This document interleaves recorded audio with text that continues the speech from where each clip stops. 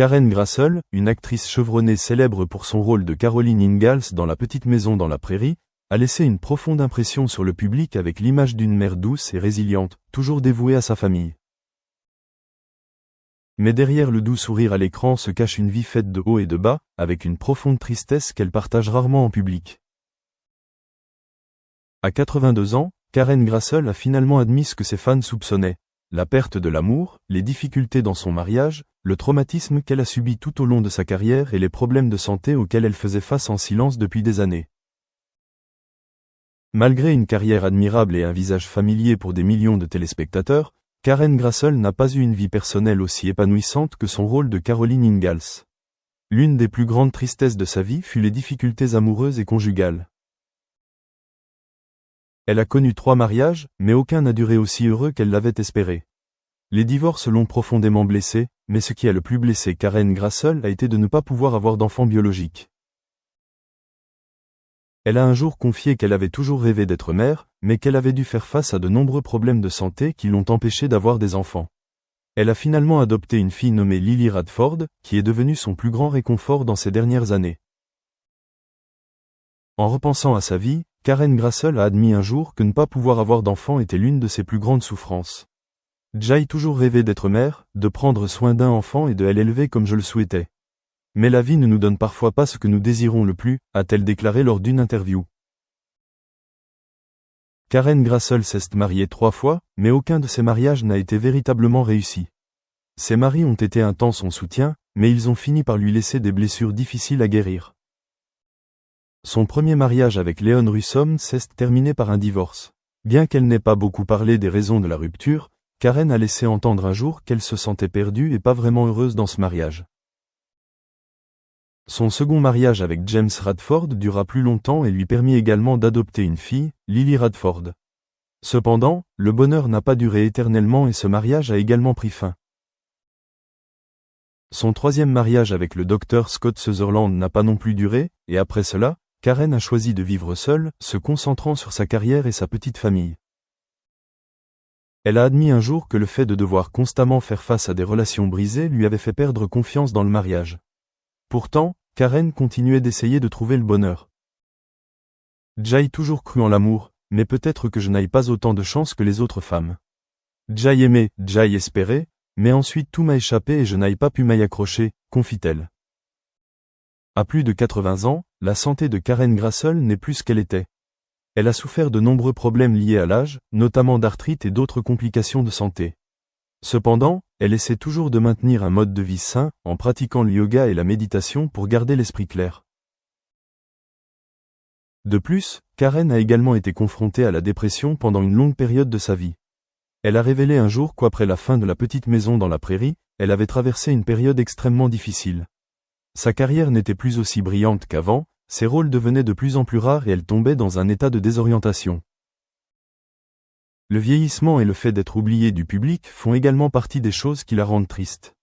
Il y a des jours où je me réveille et je me demande si le monde se souvient encore de moi. Quand j'étais jeune, j'étais une actrice appréciée, mais maintenant, je ne suis qu'une vieille femme avec des souvenirs d'une époque glorieuse, a-t-elle déclaré. Même si sa vie de couple n'était pas parfaite, Karen Grassel avait quand même la chance d'avoir une petite famille à ses côtés. Sa fille adoptive, Lily Radford, était à ses côtés pendant sa vieillesse. Lily a un jour partagé qu'elle était très inquiète pour sa mère, en particulier pour sa santé et sa santé mentale. Elle entretient également de bonnes relations avec les membres de sa famille qui l'encouragent toujours dans les moments difficiles. Cependant, Karen Grassel a toujours porté en elle un peu de solitude que personne ne pouvait peut-être combler. Bien que son rôle de Caroline Ingalls lui ait apporté une grande renommée, la carrière de Karen Grassel n'a pas toujours été un lit de roses. Après la fin du film, elle a eu du mal à trouver de nouveaux rôles. Hollywood est dur avec les actrices plus âgées, et Karen ne fait pas exception. Elle revient sur scène et participe à quelques petits films, mais aucun rôle ne l'aide vraiment à retrouver la gloire de son âge d'or. Cependant, elle ne regrette pas ce qui s'est passé. J'ai vécu ma passion, et même si je ne suis plus au sommet, j'aime toujours agir comme au premier jour, a-t-elle déclaré. Karen Grassel est une femme forte mais vulnérable. Elle a connu de grandes tristesses dans sa vie, des mariages brisés, des rêves non réalisés, jusqu'à l'oubli d'Hollywood. Mais malgré tout, elle continue de vivre, continue d'inspirer et reste toujours positive. Même si l'âge peut la ralentir, les valeurs qu'elle apporte à l'industrie cinématographique ne s'estomperont jamais. Elle n'est pas seulement Caroline Ingalls à l'écran, mais aussi une femme qui a surmonté de nombreux hauts et bas pour écrire sa propre histoire. Karen Grassel admet enfin ce que nous soupçonnions de la plus grande tristesse de sa vie. Work better being together to address those kind of, also I would say, maybe it's not a very good word, but multidisciplinary needs or fields, yeah. Does it make it easier to teach transferable skills when you've got that level of collaboration? Is it easier for the staff and the students to see how, when you've got different parties working together in that way, the commonality between what's needed for, you know, a successful business student, a successful engineering student, or a successful academic student, there will be the same skills that overlap in some areas, and does it make it easier to teach them, or does it underline their importance, or perhaps both?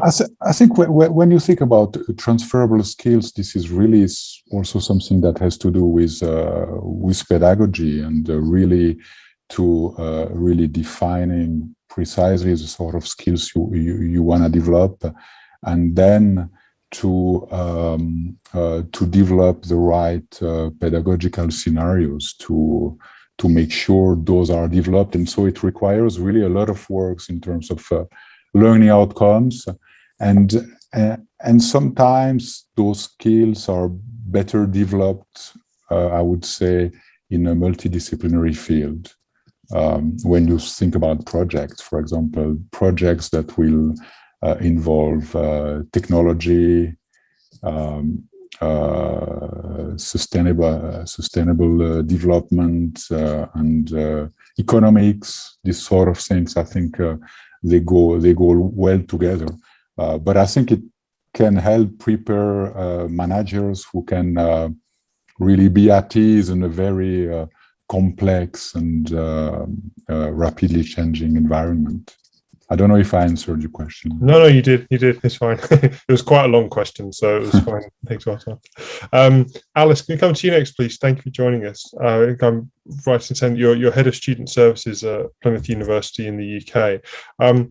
What are the changing needs, or perhaps the changing nature of engagement that you've had with students when they talk about how employability and their learning outcomes are important to them? I'm not sure I can give you a full answer to that. I mean, I don't directly I have responsibility for careers and employability at Plymouth, so I wouldn't want to sort of pluck it out of what I think they're saying and mislead anyone. But I would just say, on the back of the previous discussion, and picking up Michelle's point, I think about what's measured isn't actually an outcome for a student or a graduate. There's a lot more that happens that's transformational when they're at university. We're measured on one or two parts of that as to where they are after. And as a university in the southwest of England, where quite a third of our students